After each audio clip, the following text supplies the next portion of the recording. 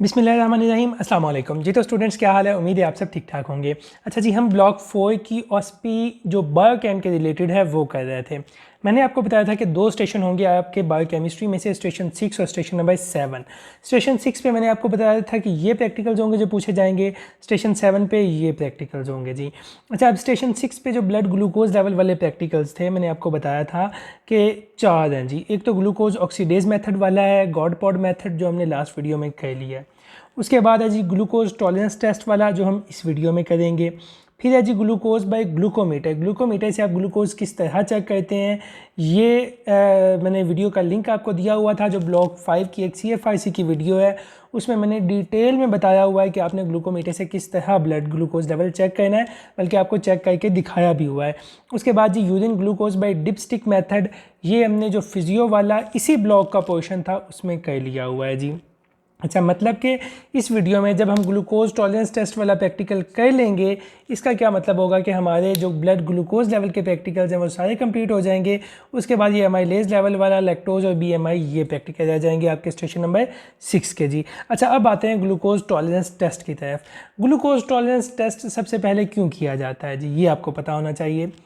वो बंदे जिनमें हमें शक होता है कि माइट पॉसिबल इनमें जो शुगर है ना वो हो गई हुई है, वो डेवलप हो गई हुई है या आइंदा चंद दिनों में डेवलप हो जाएगी, उनमें हम करवाते हैं जी ग्लूकोज टॉलरेंस टेस्ट। ठीक हो गया। अच्छा, अब ये हम औरतों में भी करवाते हैं। वो औरतें जो प्रेग्नेंट होती हैं उसमें हम कहते हैं जी गेस्टेशनल डायबिटीज़, मतलब ड्यूरिंग देयर प्रेगनेंसी उनको जो डायबिटीज़ हो सकती है ड्यू टू दैट प्रेगनेंसी, उसको हम गेस्टेशनल डायबिटीज़ कहते हैं और उसके लिए हम कहते हैं जी ये ग्लूकोज टॉलरेंस टेस्ट। बहुत ही आसान और सिंपल टेस्ट है, आपको बस बेसिक एक बात याद रखनी है and you will be good to go for this test जो ग्लूकोज टॉलरेंस टेस्ट है जी। अच्छा, ग्लूकोज टॉलरेंस टेस्ट में हमने पेशेंट को खुद से खिलानी है ग्लूकोज या कार्बोहाइड्रेट या कोई भी चीज़ हमने खुद से खिलानी है जी पेशेंट को। खिलाने के बाद हमने 1 घंटे बाद 2 घंटे बाद उसकी शुगर चेक कर लेनी है और देख लेना है जी कि उसकी शुगर बढ़ी हुई तो नहीं है। ठीक है, ये इसका सिंपल प्रिंसिपल है जिसके थ्रू हम काम करेंगे। अब जो इसमें क्वेश्चन पूछे जाएंगे या जो आप लोगों ने चीज़ें करनी है वो हैं जी ये ओरल ग्लूकोज टॉलरेंस टेस्ट में। सबसे पहले तो आपको ये पता होना चाहिए कि अब हमारे पास एक मरीज़ या मरीज़ा आई है, उसने हमें कहा है कि जी मैंने ग्लूकोज टॉलरेंस टेस्ट करवाना है। तो पहले आपने उसको क्या हिदायत देनी है, ठीक है, इंस्ट्रक्शंस क्या होंगी जिनके बाद आप ये टेस्ट कर सकोगे, और फिर आपने जी टेस्ट कैसे करना है। आपने मेरी बातें गौर से ध्यान से सुननी है। अच्छा, जब मरीज़ों को पता चलता है ना कि अच्छा मेरा शुगर का टेस्ट होने लगा है, तो वो खाना पीना बंद कर देते हैं कि जी मेरी शुगर सही आएगी। जब सही आएगी तो मैं कहूँगा कि शुगर बिल्कुल सही है, बाकी वो जो शुगर की दवाइयाँ हैं वो खाने की ज़रूरत नहीं है, कोई परहेज़ करने की ज़रूरत नहीं है। आपने मरीज़ को कहना है कि जो खाना पीना आप पहले खा रहे हैं वो खाना पीना आप करेंगे कंटिन्यू। ठीक है, ये नहीं है कि आपका कल टेस्ट होना है तो आज आप खाना पीना ही बंद कर दें। पिछले 3 दिनों में कम से कम 150 ग्राम ऑफ कार्बोहाइड्रेट्स जिस पेशेंट का ये टेस्ट हो रहा है उसने लाजमी खाए होने चाहिए। मतलब जिस तरह वो डेली बेसिस पे रोटी खा रहे हैं, अगर वो सुबह दोपहर शाम रोटी खा रहा है तो 150 ग्राम से ज़्यादा कार्बोहाइड्रेट्स ले रहा है ना, इसलिए आपने उसको कहना है कि अगर डाइटिंग कर भी रहा है तो डाइटिंग छोड़ दे, जो उसकी नॉर्मल रूटीन है उसके अकॉर्डिंग वो चीज़ खाएगा। अच्छा, उसके बाद कुछ ड्रग्स ऐसी होती हैं जो बॉडी में ग्लूकोज लेवल को कम करती हैं। जैसे ब्लड प्रेशर में हम कुछ ऐसी दवाइयाँ देते हैं जो पानी जिस्म से निकाल देती हैं। ऑब्वियसली जब पानी जिस्म से निकल जाता है तो ब्लड प्रेशर ऑटोमेटिकली कम हो जाता है, तो उन दवाइयों को हम कहते हैं डाईयूरेटिक्स। हमने अपने मरीज़ को देखना है कि वो कोई इस तरह की दवाइयाँ तो यूज़ नहीं कर रहा। अगर वो कोई डाईयूरेटिक्स वगैरह यूज़ कर रहा है, कोई स्टीरॉइड्स वगैरह यूज़ कर रहा है, तो उसको कहना है कि आप ये यूज़ करना बंद कर दें। ठीक हो गया जी। उसके बाद जिस दिन आपने टेस्ट करना है ना, अब लेट्स सपोज आपने सुबह कहना है जी 8 बजे का, आपने मरीज़ को टाइम दिया कि 8 बजे आपने टेस्ट करना है। मरीज़ क्या कहता है, मरीज़ 7 बजे इंसुलिन की डोज़ लगा लेता है। अब एक बंदा अगर इंसुलिन की डोज़ लगा के आपके पास आ रहा है तो ऑब्वियसली उसकी जो शुगर है वो तो कम हो गई होगी। तो आपने पेशेंट को कहना है कि आपने इस तरह का भी कोई कारनामा सरअंजाम नहीं देना, कोई ब्लड ग्लूकोज कम करने वाली दवाई नहीं लेनी। उसके अलावा अब मैंने आपको बताया कि सुबह 8 बजे इसका ऑप्टिमम टाइम होता है, आपने अर्ली मॉर्निंग में ये टेस्ट करना है। पेशेंट को आपने कहना है कि आपने तकरीबन 8 से 12 घंटे की फास्टिंग के साथ हमारे पास आना है, मतलब 8 से 12 घंटे पहले आपने कोई चीज़ ना खाई हुई हो, ठीक है। कोई कॉफ़ी शॉफ़ी अगर आप रात को पी के सोते हैं तो कोशिश करें कि उसको अवॉइड करें, उसको ना पिएँ। ये वो बेसिक चीज़ें थी जो आपने अपने जो पेशेंट है उसको कहनी है कि आपने इन चीज़ों को फॉलो करना है। जब आप ये चीज़ें फॉलो कर लेंगे उसके बाद हम लोग आपका जो टेस्ट है वो करेंगे। अच्छा, अब लेट्स सपोज एक पेशेंट है, उसने इन सारी चीज़ों को फॉलो कर लिया। फॉलो करने के बाद अब वो आपके पास आ गया और आपने अब करना है टेस्ट, ठीक है जी। सबसे पहले जब वो आपके पास आया है ना, आपने उसका ग्लूकोज लेवल चेक कर लेना। अब जब वो आपके पास आया है, उसकी 8 से 12 घंटे की फास्टिंग है, आपने उसका ग्लूकोज लेवल चेक कर लेना है। ये ग्लूकोज लेवल होगा जी फास्टिंग का। ये ग्लूकोज लेवल, ठीक है, वो कम होना चाहिए 100 से।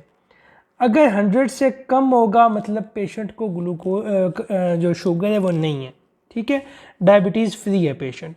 अगर फास्टिंग में वैल्यू 100 से 125 के दरमियान आ जाती है तो इसको हम कहते हैं प्री डायबिटीज़। प्री डायबिटीज़ का मतलब होता है कि इसको अभी तो शुगर नहीं है, लेकिन इन फ्यूचर इसको शुगर होने के चांसेस हैं, अगले कुछ दिनों में शुगर हो सकती है। और अगर फास्टिंग में 125 से ज़्यादा हो तो इसका मतलब है जो हमारा पेशेंट है वो है जी डायबिटिक। ठीक हो गया। मरीज़ आपके पास आया, आपने उसकी फास्टिंग में शुगर चेक कर ली और अपने पास नोट डाउन कर ली कि मेरे पास मरीज़ आया है 0 आवर्स पे, जब हमने इसको कुछ नहीं दिया हुआ उसकी शुगर इतनी थी। लेट्स सपोज आपने नोट कर ली कि जी इसकी शुगर तब थी 110 मिलीग्राम पर डेसीलीटर। ठीक हो गया जी।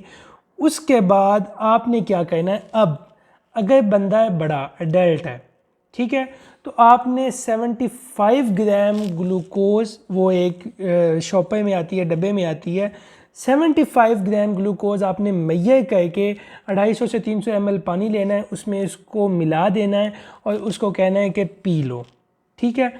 अगर कोई बंदा कहता है कि नहीं जी मुझे ये पीने से उल्टी आ रही है, आपने कहना है कि भाई आपको पीनी पड़ेगी। आप ऐसा करें कि आप एक एक घूंट करके पी लें, लेकिन 5 मिनट के अंदर अंदर आपने ये पीना है। ठीक हो गया जी। 75 ग्राम ग्लूकोज फिक्स डोज है एडल्ट्स में। ठीक है। अब ये डोज 2 बंदों में बस चेंज होती है, एक बच्चों में और एक प्रेग्नेंट फीमेल्स में। अगर आपके पास बच्चे आते हैं, कोई भी बच्चा आ गया है, तो आपने सबसे पहले, क्योंकि वो जो जिन बच्चों को डायबिटीज़ टाइप 1 होती है ना, वो जेनेटिक डायबिटीज़ जो होती है, वो बच्चे भी ये टेस्ट करवाने आ सकते हैं। तो आपने बच्चे का वेट चेक करना है, जितना भी वेट होगा उसको 1.75 के साथ मल्टीप्लाई करना है, आपके पास आ जाएगी डोज। अब लेट्स सपोज आपके पास जो बच्चा आया है ना, उसका वेट है जी 10 kg। आपने 1.75 को 10 से मल्टीप्लाई किया, 17.5 ग्राम आ गई जी। अब आपने बच्चे को जो शुगर देनी है वो है जी 17.5 ग्राम, और इसको आपने डिज़ोल्व करना है 200 से 250 ml के अंदर। ठीक हो गया। 17.5 ग्राम। अब अगर आपके पास एक पेशेंट आता है, एक बच्चा आता है जो हैवी है और उसकी डोज 75 से ज़्यादा बन रही है, तो आपने 75 ही देनी है, 75 से ज़्यादा डोज आप नहीं दे सकते। ठीक हो गया जी। आपको बड़ों का भी पता चल गया, बच्चों का भी पता चल गया। उसके बाद आ जाते हैं प्रेग्नेंट फीमेल्स में। प्रेग्नेंट फीमेल्स में ड्यूरिंग देयर 2nd और 3rd ट्राइमेस्टर बहुत ज़्यादा इंसिडेंस होता है कि प्रेगनेंसी की वजह से उनको शुगर हो जाए। इस शुगर को हम कहते हैं गेस्टेशनल डायबिटीज़। जब प्रेगनेंसी ख़त्म होती है तो ये शुगर भी ऑटोमेटिकली ठीक हो जाती है जी। अच्छा, अब जो अगर आपके पास आती है जी कोई प्रेग्नेंट फीमेल और कहती है कि मैंने चेक करवानी है शुगर, तो उसको आप देंगे पहले 50 ग्राम्स ऑफ शुगर। ठीक हो गया। 50 ग्राम शुगर दे के आप 1 घंटे के बाद उसकी शुगर चेक करेंगे। अगर वो शुगर नॉर्मल लिमिट में है तो मतलब ये जो लेडी आपके पास आई है इसको शुगर नहीं है, इसको गेस्टेशनल डायबिटीज़ नहीं है। अगर इन केस ये वैल्यू जो आगे हम डिस्कस करेंगे, ये वैल्यू उस लिमिट में आती है जहाँ पे आपको लगता है कि इसको शुगर है या शुगर हो सकती है, मतलब प्री डायबिटिक है या डायबिटिक है, तो फिर आप इस टेस्ट को करेंगे repeat with 100 gram of glucose. 100 ग्राम आप इसको 200 से 300 ml पानी में मिला के देंगे और उसके बाद 1 से 3 घंटे तक आप मल्टीपल रीडिंग्स लेंगे और उन रीडिंग्स की बेस पे आप डिसाइड करेंगे कि आपके पेशेंट को शुगर है या नहीं है। ठीक हो गया। ये बेसिक चीज़ें थी जो आपको पता लग गई। अब हम देखते हैं कि आपने ये टेस्ट करना किस तरह है।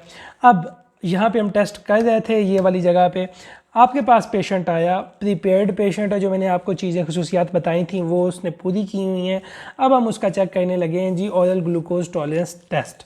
0 आवर्स पे जब वो आपके पास आया, आपने ब्लड शुगर लेवल मेजर कर लिया, 110 था, प्री डायबिटिक रेंज में है जी ये। उसके बाद आपने क्या किया, आपने देख लिया कि वो बच्चा है, बड़ा है या प्रेग्नेंट फीमेल है, उसके हिसाब से आपने डोज़ तैयार कर ली और आपने उसको दे दी। अब डोज़ तैयार करने के बाद आपने 2 घंटे तक उसकी मुसलसल रीडिंग्स लेनी है। ठीक हो गया। ये कट लिमिट है कि 2 घंटे तक आपने रीडिंग्स लेनी है। अब आप क्या करेंगे कि आप पहले 30 मिनट पे चेक कर लें जी उसकी ब्लड ग्लूकोज लेवल। 30 मिनट पे चेक करके आप यहाँ पे लिख लें। 30 मिनट बाद जी उसकी 194 आ गई जी मिलीग्राम पर डेसीलीटर। उसके बाद आपने क्या करना है, 30 मिनट के बाद आप 1 घंटे तक के बाद दोबारा चेक कर लें। 1 घंटे के बाद आपने चेक की तो वो आ गई हुई थी जी 160 मिलीग्राम पर डेसीलीटर पे। फिर आपने 1.5 घंटों के बाद चेक कर ली, उसके बाद आई हुई थी जी 135 पे। 2 घंटों के बाद आपने चेक की तो वो थी जी 120 पे। ठीक हो गया। अब आप कैसे पता लगाएंगे कि इस बंदे में शुगर है या नहीं है। जब वो बंदा आपके पास आया था तो वो उस लिमिट में था कि इसको शुगर हो सकती है। ठीक हो गया जी। 110 मिलीग्राम पर डेसीलीटर तब उसकी शुगर थी और ये प्री डायबिटिक रेंज में इसने फॉल किया था। 2 घंटे के बाद इसकी शुगर है जी 120। अब हम ये टेस्ट क्यों कर रहे हैं, हम ये टेस्ट इस वजह से कर रहे हैं कि जो बॉडी है ना उसके अंदर एक होम्योस्टेसिस का सिस्टम है। जब कोई भी बंदा चाहे जितनी मर्जी शुगर खा लेता है ना, इनटेक कर लेता है, बॉडी उस शुगर को आपकी जो ब्लड फ्लो होता है ना, ब्लड फ्लो से भेज देती है आपके सेल्स में। ठीक है, मतलब ब्लड में शुगर नहीं रहती, आपकी बॉडी उस ब्लड से शुगर लेके जो सेल्स हैं आपके उनमें भेज देती है। जब सेल्स में जाएगी ब्लड से शुगर ऑटोमेटिकली कम हो जाएगी। मतलब जिनको अभी समझ नहीं लगी उनके लिए मैं और आसान कर देता हूँ कि जब भी आप शुगर खाते हैं आपकी बॉडी एक ऑटोमेटिक सिस्टम के थ्रू उस ब्लड शुगर लेवल को आपकी बॉडी में कम कर देती है। अब कितना कम करती है, अगर एक बंदे ने 75 ग्राम शुगर खाई हुई हो तो 2 घंटे के बाद ये लेवल 140 मिलीग्राम पर डेसीलीटर से कम होना चाहिए। ठीक हो गया, ये हमारी कट लिमिट है। सही हो गया। अब अगर जिस बंदे का आप ये परफॉर्म कर रहे हैं उसमें आपने 2 घंटों के बाद चेक किया, वैल्यू आती है जी 140 से कम, मतलब बंदा इज़ गुड टू गो, उसको डायबिटीज़ नहीं है। उसकी बॉडी ने अपने अंदरूनी सिस्टम्स को एक्टिवेट करके उसकी ब्लड शुगर लेवल को कम कर दिया। उसके बाद अगर है जी 140 से 200 के दरमियान, तो जैसे यहाँ पे बंदा प्री डायबिटिक जोन में था, ये बंदा भी प्री डायबिटिक जोन में है। अच्छा, कुछ बुक्स में प्री डायबिटिक जोन को उन्होंने impaired blood glucose level zone भी लिखा होता है। तो चाहे ये प्री डायबिटिक जोन हो या इम्पेयर्ड ब्लड ग्लूकोज लेवल हो, ये दोनों चीज़ें सेम है। और अगर उसकी 200 से ज़्यादा शुगर आती है आफ्टर 2 आवर्स तो वो बंदा है जी डायबिटिक। इतना सा आपका टेस्ट था जो आपने परफॉर्म करना था। इसमें मेनली आपको डोजेस पता होनी चाहिए कि बच्चों में हमने क्या डोज देनी है, बड़ों में क्या देनी है, प्रेग्नेंट फीमेल्स में क्या देनी है। नॉर्मली हम 75 ग्राम देते हैं, प्रेग्नेंट फीमेल्स में हम 50 ग्राम के बाद। अब यहाँ पे हमने 2 घंटों के बाद चेक किया, मैंने आपको बताया कि प्रेग्नेंट फीमेल में आप 50 ग्राम देने के बाद 1 घंटे के बाद चेक करेंगे। 1 घंटे में 50 ग्राम के बाद अगर बॉडी अपने नॉर्मल लेवल से कम नहीं करती तो फिर चांसेस हैं कि इसमें शुगर होगी इस औरत को। फिर आप 100 ग्राम दे के 3 घंटे में चेक करेंगे और उसके बाद डिसाइड करेंगे कि इस बंदी में शुगर है या नहीं है। सिर्फ इतना था आपका ऑरल ग्लूकोज टॉलरेंस टेस्ट।